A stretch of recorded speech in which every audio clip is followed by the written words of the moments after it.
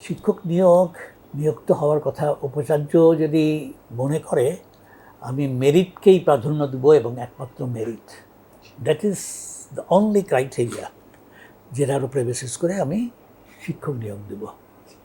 এই মেরিটটা কিন্তু একটা ছাত্র যখন ফার্স্ট ইয়ার থেকে ফাইনাল ইয়ার মধ্যে পড়াশোনা করছে, বিভিন্ন স্টেজে তার একটা ফলাফল আছে, ওটার উপরে বেসিস করে সে একটা ডিগ্রি পাচ্ছে, একটা রেজাল্ট পাচ্ছে।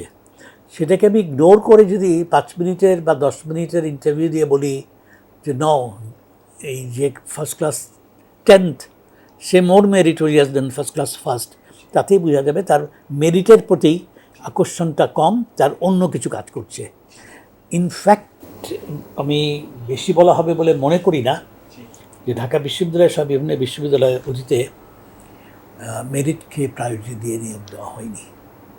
এখানে পলিটিক্স বেশি করে খেলেছে দেন মেরিট।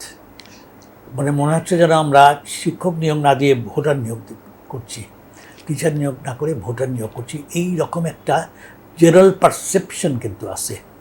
আমি তলিয়ে দেখিনি যে কতটুকু সঠিক কতটুকু সঠিক না, কিন্তু জেনারেল পারসেপশন কিন্তু এটা আছে যে আমরা শিক্ষক নিয়োগ দিতে গিয়ে বেশি বেশি দলীয় দৃষ্টিভঙ্গিতে উপরে বেসিস করে কাজ করেছি। এখানে মেরিটই প্রাধান্য পেতে হবে, অ্যাবসলিউটলি মেরিট। সেটা যদি ভাইস চ্যান্সেলর ছাড়া আর কেউ নিশ্চয়তা দিতে পারে, it is the vice chancellor and his team যাদেরকে ইনশিওর করতে হবে।